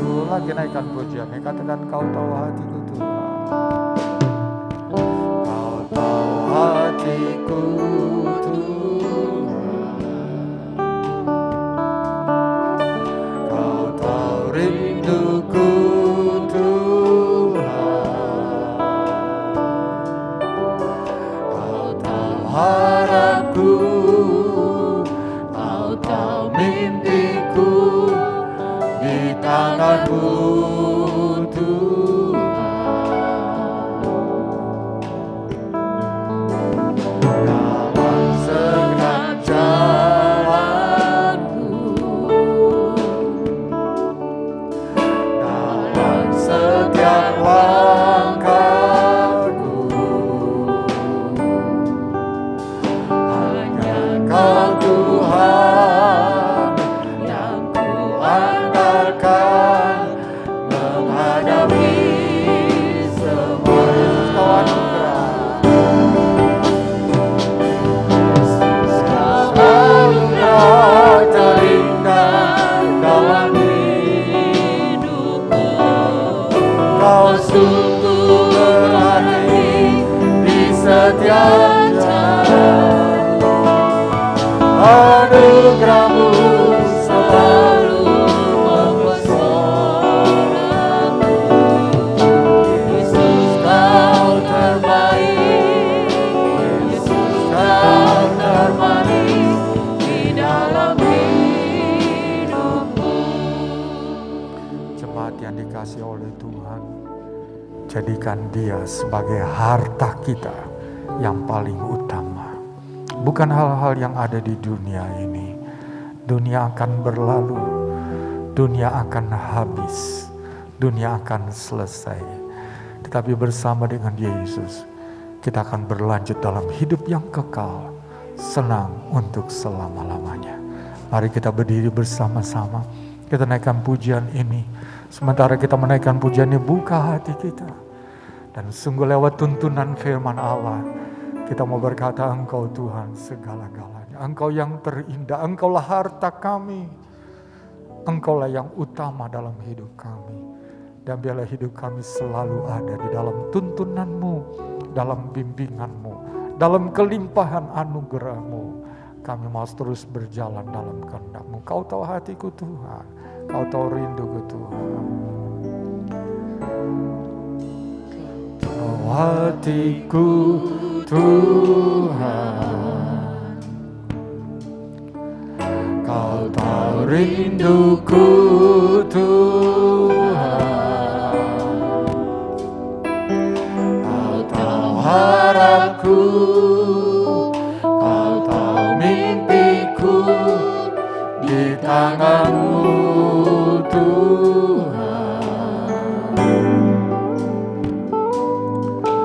Dalam segenap jalanku, dalam setiap langkahku,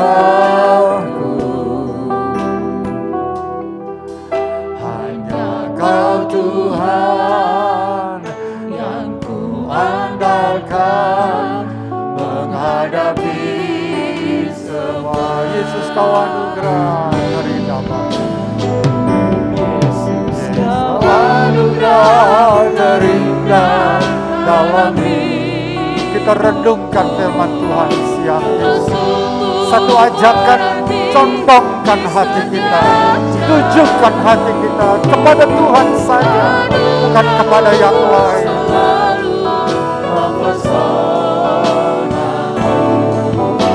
Yesus Kau terbaik, Yesus Kau terbaik di dalam hidup. Sekali lagi, Kau tahu hatiku Tuhan.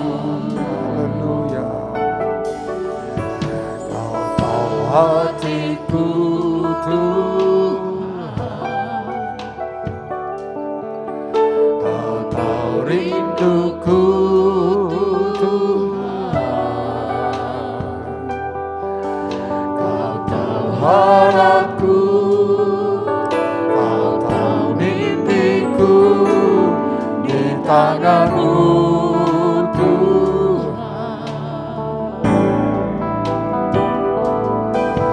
Dalam segenap jalan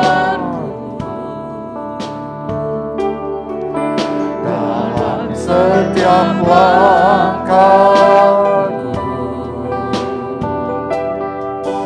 Hanya Kau Tuhan yang ku andalkan menghadapi semua. Yesus Kau anugerah, Yesus Kau anugerah terindah dalam hidupku.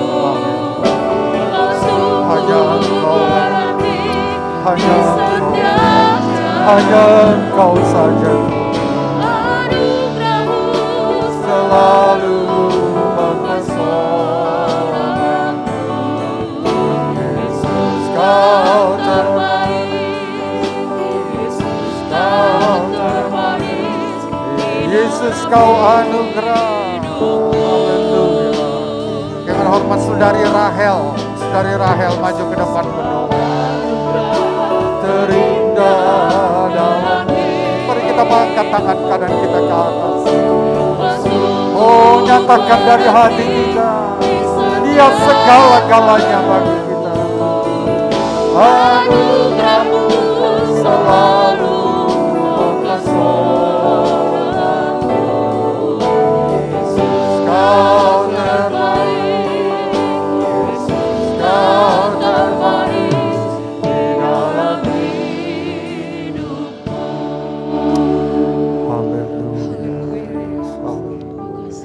Haleluya Yesus. Haleluya, haleluya Yesus. Terima kasih Tuhan. Terima kasih Yesus, terima kasih Tuhan. Kasih Tuhan yang tak pernah berkesudahan. Firman-Mu datang lagi Tuhan. Firman yang begitu manis terus menguatkan kami, mengajar kami Tuhan, mengingatkan kami, memfokuskan hidup kami hanya kepada Engkau. Engkaulah yang menjadi pusat dari kehidupan kami ya Tuhan. Terima kasih Tuhan Yesus, terima kasih Tuhan. Engkaulah yang terbaik bagi hidup kami. Engkaulah harta kami yang paling berharga ya Tuhan. Biar Engkau tetap ada di dalam hati kami, yang terus menguasai seluruh keberadaan hidup kami ya Tuhan. Hidup yang senantiasa menyenangkan hati Tuhan. Hidup yang senantiasa mempermuliakan Engkau ya Tuhan. Terima kasih Tuhan Yesus, terima kasih. Kami memerlukan Tuhan, kami memerlukan Engkau terus di sepanjang hidup kami. Kami perlu tuntunan Tuhan, kami perlu dan perlu Engkau terus Tuhan. Kami terus Tuhan, biar rasa haus kami Tuhan hanya ada di dalam Engkau. Tidak ada satu hal apapun di dunia ini yang dapat memuaskan hidup kami kecuali Engkau Yesus. Oleh sebab itu Tuhan, firman yang manis, firman yang luar biasa pada pagi hari ini, biar tertanam di dalam hati kami. Hati kami senantiasa terpaut kepada Engkau. Ada hubungan pribadi, ada hubungan intim yang dengan Engkau. Biarlah Tuhan relasi yang begitu indah dengan Engkau ya Tuhan. Terima kasih Tuhan Yesus, terima kasih. Ampunilah kami apabila kami terlalu sibuk dengan kegiatan kami sendiri, terlalu sibuk dengan ambisi, dengan segala hal-hal kami yang tidak berkenan. Siang hari ini kami ditegur, siang hari ini kami diingatkan lagi bahwa hati kami hanya tertuju kepada Engkau. Segala seluruh dari kehidupan kami hanya terpusat kepada Engkau ya Tuhan. Ampuni segala kekurangan kami, ampuni segala yang tidak berkenan di hadapan hadirat Tuhan. Layakkan kami terus Tuhan, layakkan kami terus Tuhan, biar seluruh kehidupan kami menyentuh hati Tuhan. Sehingga Tuhan senantiasa melihat, terus mencurahkan segala kebaikan-kebaikan Tuhan di dalam kehidupan kami. Terima kasih Tuhan Yesus, terima kasih. Bapak Gembala kami yang telah menyampaikan isi hati Tuhan, mengurapi hamba-Mu ini Tuhan. Bukakan lebih luas lagi, lebih banyak lagi isi hati-Mu Tuhan. Melalui hamba-Mu ini ya Tuhan. Engkau yang terus menguatkan, meneguhkan hamba-Mu ini Tuhan Yesus. Menjadi saluran berkat bagi kami di tempat ini. Dan dimanapun dia menyampaikan kebenaran firman Allah, biarlah Tuhan lebih banyak lagi yang diberkati ya Tuhan. Terima kasih Tuhan Yesus, terima kasih. Sebentar kami akan memberi persembahan. Kuduskan tangan-tangan kami. Ajar kami memberi dengan kerelaan hati kami. Ajar kami Tuhan Yesus mengasihi Engkau dengan apa yang kami beri. Dengan hati yang rela, hati yang mengasihi Engkau ya Tuhan. Terima kasih Tuhan Yesus, terima kasih. Inilah menjadi doa, menjadi kerinduan hati kami. Kami boleh tetap ada di dalam Engkau. Engkau ada di dalam kami ya Tuhan. Terima kasih Tuhan Yesus, terima kasih. Hanya di dalam nama Tuhan Yesus kami sudah berdoa dan mengucap syukur. Haleluya, amin. Amin, saya serahkan.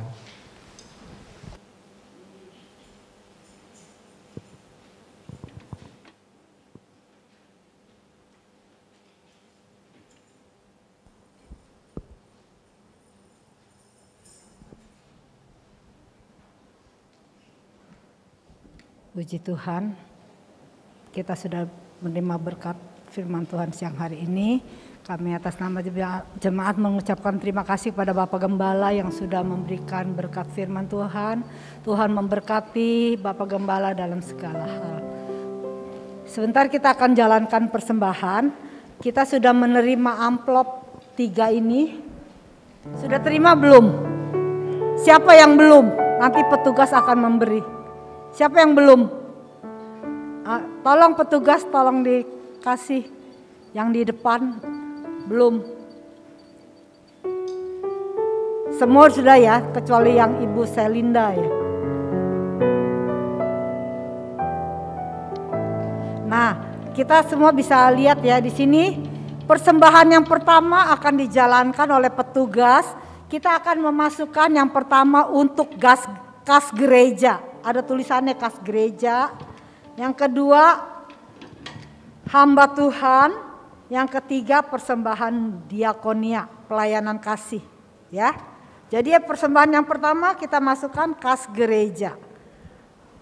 Persembahan pertama pelayan segera.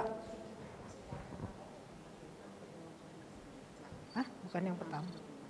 Kok salah Isma? Pertama hamba Tuhan.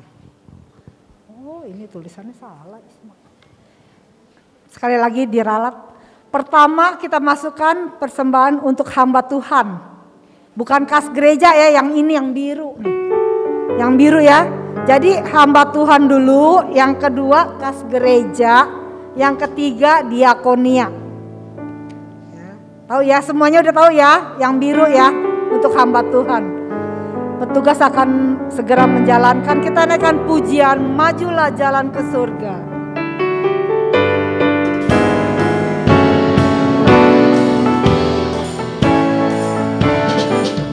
Majulah jalan ke surga, tanpa hari majulah. Yesus selamanya berserah, lebih manis. Majulah jalan ke surga, majulah jalan ke surga, tanpa hari majulah. Yesus selamanya berserah, lebih manis. Majulah jalan ke surga. Majulah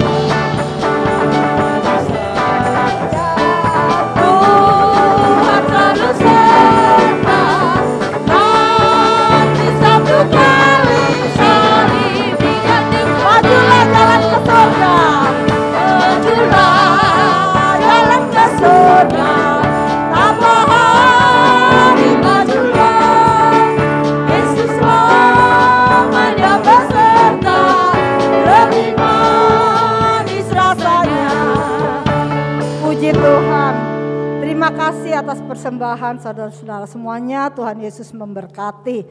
Kita akan dengarkan berita gereja. Kalau Senin ada persiapan, doa persiapan guru-guru Pelnap di tempat ini jam 7 malam.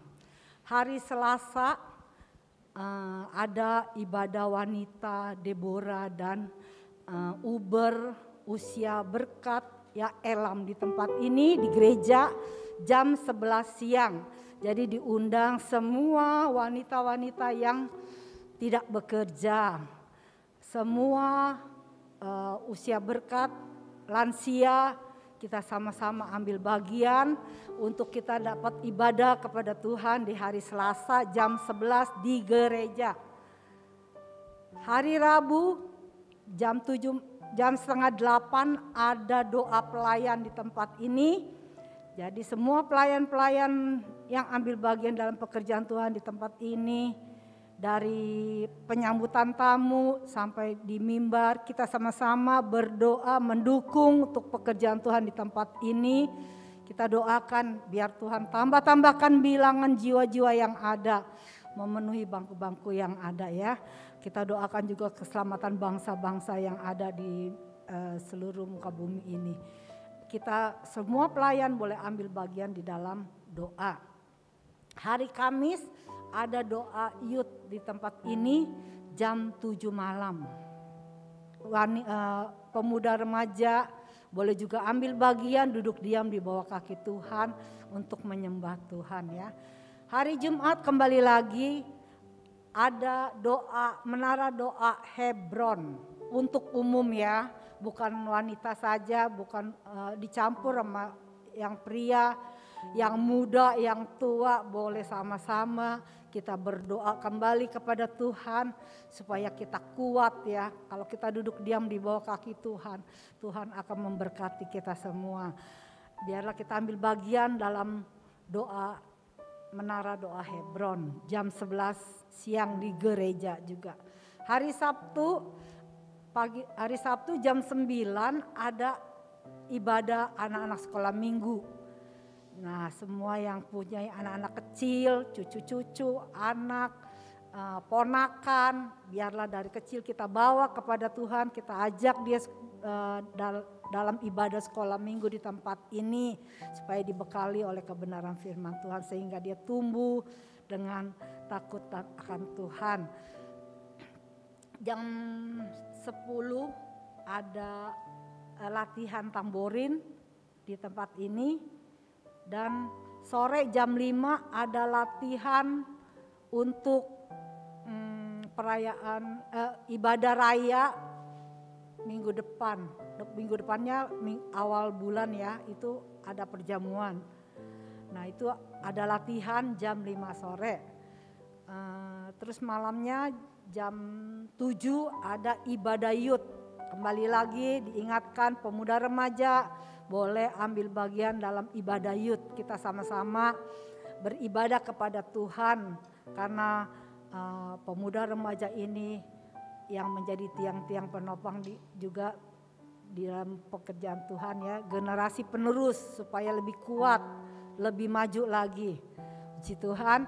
Dan hari Minggu depan kita juga akan ibadah Minggu jam 10 akan disertai oleh perjamuan kudus. Kita ingatkan saudara-saudara kita yang tidak hadir pada hari ini, biar per telepon, per WA, ingatkan untuk ibadah minggu depan mengikuti perjamuan kudus. Ini berita gereja yang ada. Kedua, ada lagi berita.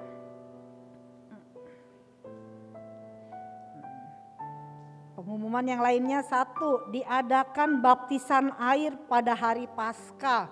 Jadi yang mau dibaptis boleh hubungi saudari Jendri atau saudari Deborah, daftar ya. Karena akan dibekali firman Tuhan oleh Bapak Gembala dalam mengikuti baptisan air ya. Jadi siapa yang mau ikut baptisan air, yang belum dibaptis, yang rindu mau dibaptis, segera daftarkan diri kepada saudari Jendri dan saudari Deborah. Udah kenal semua kan saudari Jendri dan saudari Deborah? Ya. Kedua, seluruh panitia setahun yang terlibat dalam kepanitiaan setahun tahun 2022 diharapkan untuk mengikuti rapat. Rapat ini diadakan setelah selesai ibadah kita siang hari ini. Jadi semua jangan pulang dulu yang terlibat dalam kepanitiaan setahun tahun 2022. Kita sama-sama rapat untuk membicarakan rencana ke depannya untuk pelayanan pekerjaan Tuhan di tempat ini. Kegiatan-kegiatan apa yang akan dilakukan. Demikian berita gereja, kita akan sama-sama bangkit berdiri, kita akan akhiri ibadah siang hari ini. Kita naikkan pujian semua baik, sangat baik. Amin.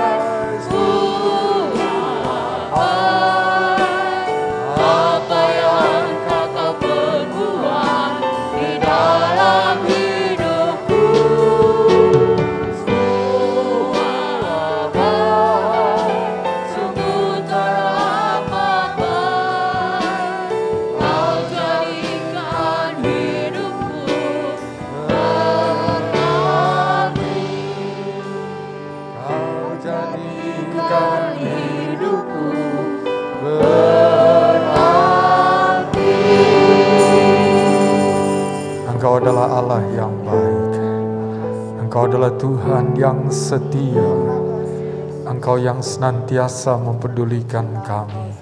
Kami sungguh menyadari kalau kami ada sampai kepada hari ini, kami telah mengalami kebaikan Tuhan. Engkau tetap baik dan akan selalu baik bagi kami. Dan biarlah kami sebagai umat-Mu, kami selalu mau belajar untuk hidup percaya dan taat kepada-Mu. Karena Engkaulah yang membentuk keberadaan kami. Supaya hidup kami semakin hari semakin lebih berkenan. Dan semakin memuliakan Tuhan. Terima kasih untuk pimpinan-Mu dalam ibadah. Dari awal sampai kepada akhirnya. Kami nikmati persekutuan yang baik dan indah.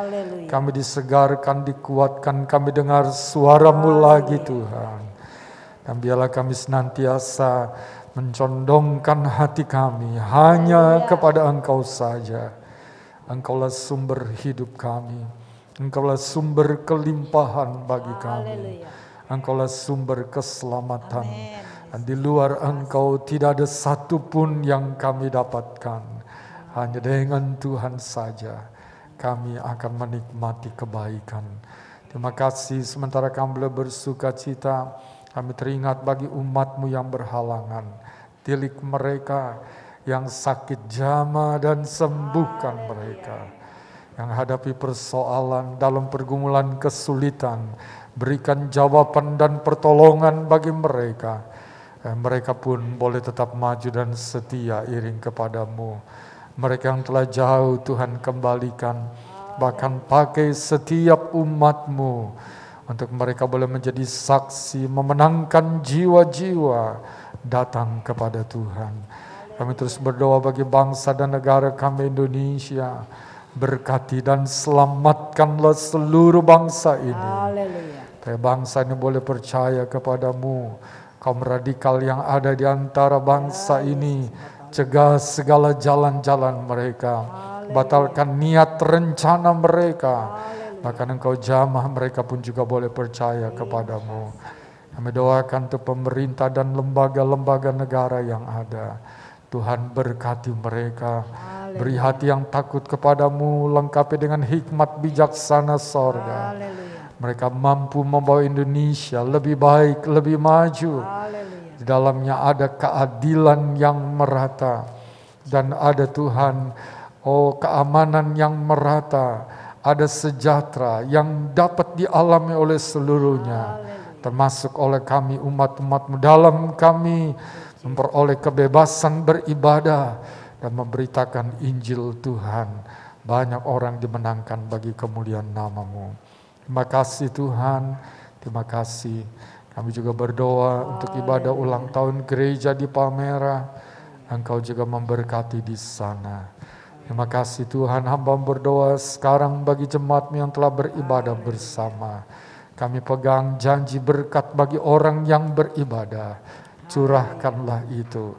Biar usaha pekerjaan nafkah mata pencarian setiap jemaat-Mu diberkati oleh Tuhan. Dan Tuhan rencana masa depan, kehidupan personal mereka, keluarga, pendidikan, kesehatan mereka, semua diberkati oleh Tuhan. Hidup iman rohani mereka Tuhan berkati. Bertumbuh dalam pengenalan yang benar, jadi dewasa, dan berbuah-buah bagi hormat dan kemuliaan nama-Mu. Makasih Tuhan, selesai ibadah ini kami akan kembali. Tuhan sertailah, pimpin dan hentarlah umat-Mu. Tibakan tepat tujuan dengan selamat yang daripada Tuhan. Biar damai sukacita sorga menjadi bagian kami senantiasa. Terima kasih Tuhan. Dan sekarang saudaraku, marilah kita kembali tempat tujuan kita masing-masing. Dengan membawa berkat anugerah dan rahmat dari Allah Bapa di sorga. Kasih sayang dan kecintaan dari putranya yang tunggal. Yesus Kristus Tuhan dan Juru Selamat. Serta persekutuan, penghentaran, penghiburan, kekuatan, pertolongan, pimpinan Roh Kudus. Menyertai kita semuanya mulai saat ini sampai selama-lamanya. Dalam nama Tuhan Yesus Kristus, kami akhiri ibadah siang hari ini. Haleluya.